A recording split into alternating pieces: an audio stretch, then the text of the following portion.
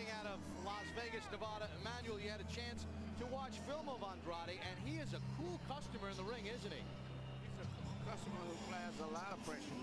And he's very relaxed. And I think a big reason why he's so relaxed, he tells us that he spars a lot. He doesn't punch bags, skip rope. He boxes so much, so when he gets in the ring, he's at home. That's his workshop. And he's very comfortable, and I think he's going to be a big problem tonight for Kessler. This is his first World Championship fight. Max, let's take a closer look at Librado Andrade. He had a real career turnaround, Andrade did. As an amateur, he had under 20 fights, lost almost all of them. As a pro in 24 fights, he's undefeated. And was told by his manager, Al Heyman, to act like a champion. He had the chance to go and help Bernard Hopkins prepare for a fight by sparring with Hopkins. Heyman said, no, you can't be thinking of yourself as a sparring partner, but instead as a winner, wouldn't let him go spar with Hopkins. He was going to have a job at Jack in the Box, making potentially one day as much as $40,000 a year. His last fight against Otis Grant, he made 80. Made $250,000 to step aside so that Kessler could fight Marcus Beyer, and is getting $500,000 tonight. I guess he made the right career choice, Bob. Said he learned a lot working at Jack in the Box. And he loves the challenge that tonight presents.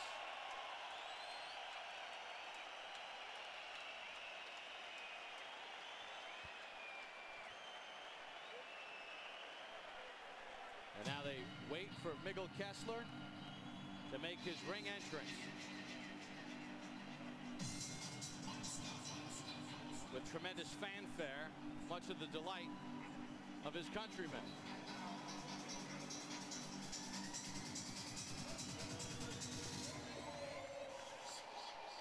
Since we are not the host broadcaster, they work on their own time schedule.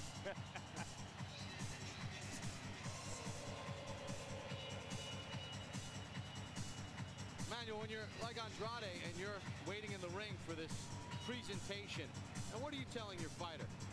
Well, a lot of times I try to, myself, I hate to have my fighter even watch the other fighter coming in, because it's sometimes the whole fight is lost. We can see it right there. He gets so intimidated by the crowd, by the appearance of the guy coming in with the belts and everything. I try to keep him focused, tell him not even look at the other guy, and keep talking to him continually. But I think Andrade is the type of a guy that's very comfortable with himself, very matured, and I think he knows what to expect. And I don't think it's necessary to talk to him that much. He said, I'm going to just block it out, the crowd. I mean, do you have to keep him moving, just keep him warm? Because you warmed him up in the dressing room.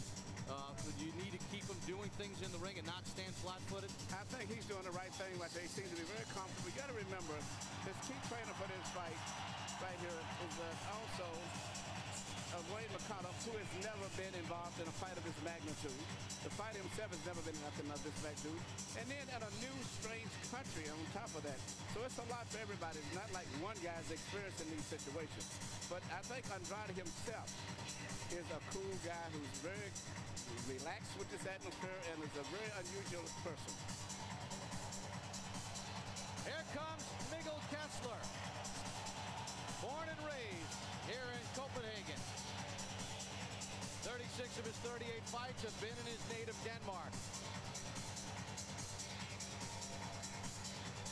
Emmanuel, he was willing to go on the road, though, for his first title defense. He went to Australia, so he's not afraid to travel if given the opportunity.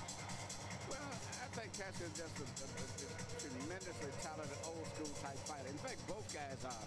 And Kessler has, which is my favorite punch, a good left jab. In fact, when we interviewed him, we asked him, did he know of any fighter who had a really good jab, but he didn't want to admit that anyone had a better jab than he did. So I like his ring intelligence, his left jab, and his ability to set the pace and keep a certain distance. He was at a career crossroads at the age of 16. He was working at a Mercedes-Benz school. He would run in the morning, fix cars for 8 hours, train at night. Said, I was exhausted. And I said, something had to give. And he said, boxing took over the auto mechanic field, and it's worked out quite well for Miguel Kessler. And he is a technician, which kind of comes from his training as a mechanic, in the fact fact that he is technically sound when he is in that ring.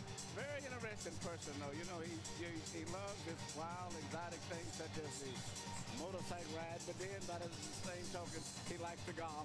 I'm quite sure when he's golfing, he puts a nice shirt on so his tattoos don't show when he's with his golfing world. He had some injury concerns over the last couple of years, had surgery on his left elbow. He said it wasn't a big deal, fractured his hands. He had some titanium in both hands with a knuckle and wrist, but he says it's really not a factor. He says he feels as good as he's ever felt going into a fight. Yeah, he's had some serious injuries, the back problems and hand problems, which are both serious. But he has that aura of a superstar. I don't mean just boxer. He has a superstar image and aura as if he was even a rock star, whatever it is. And you can't give that to individuals. They have that or they don't have that.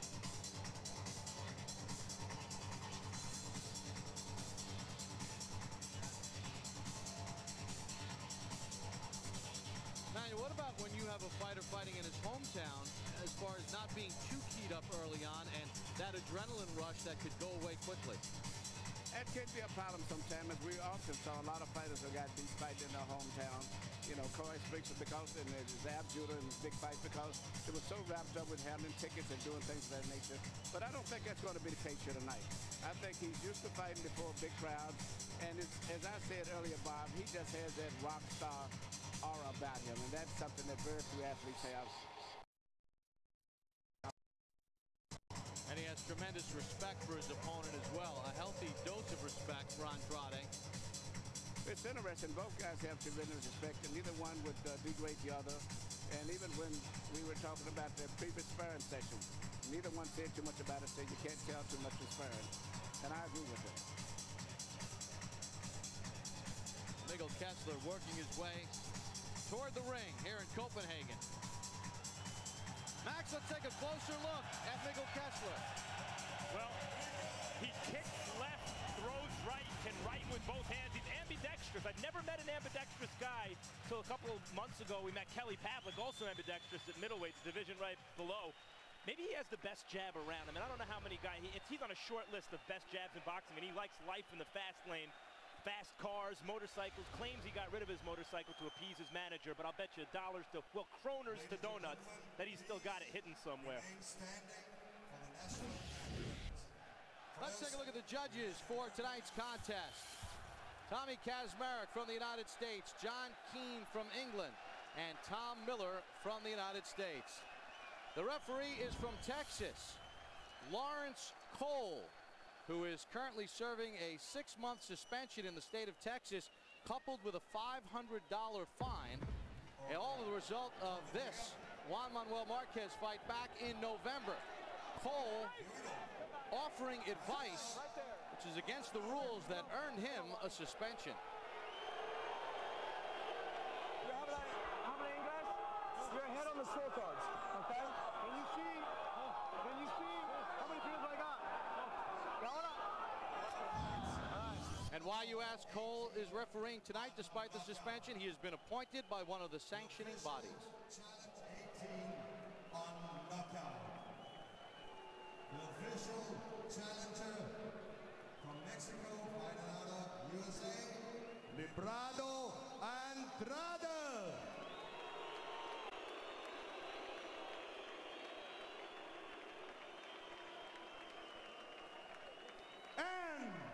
Ladies and gentlemen, fighting out of the red corner, WBA Super Champ, WBC Champ, weighed in at 76.2 kilograms for 38 fights. Everyone won, and 29 on knockout. Let's hear it for Miguel Kessler!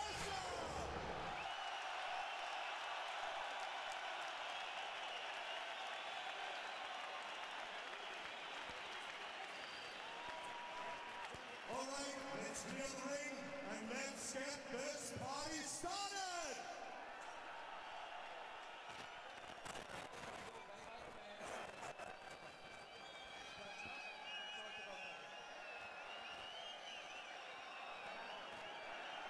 So Kessler and Andrade set to start.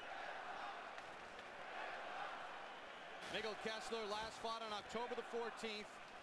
A third-round stoppage of Marcus Beyer. A perfect 1-2 combination. Andrade says he's addicted to his adrenaline. He's going to need it against Kessler, who's a meticulous boxer puncher.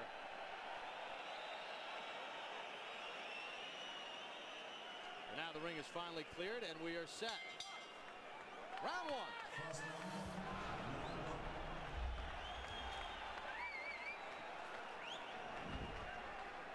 Manuel, what do you look for early here from Kessler, who tends to start slow?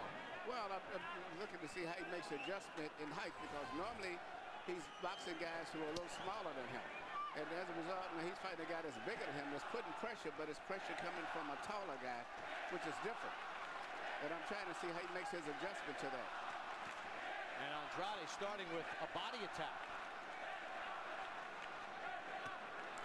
Kessler keeps good position at all times. Even when he's blocking punches, he's always in a position to counter and take advantage of mistakes. And that's the one thing that Andrade's got to be very careful when he comes in and doesn't leave himself too open.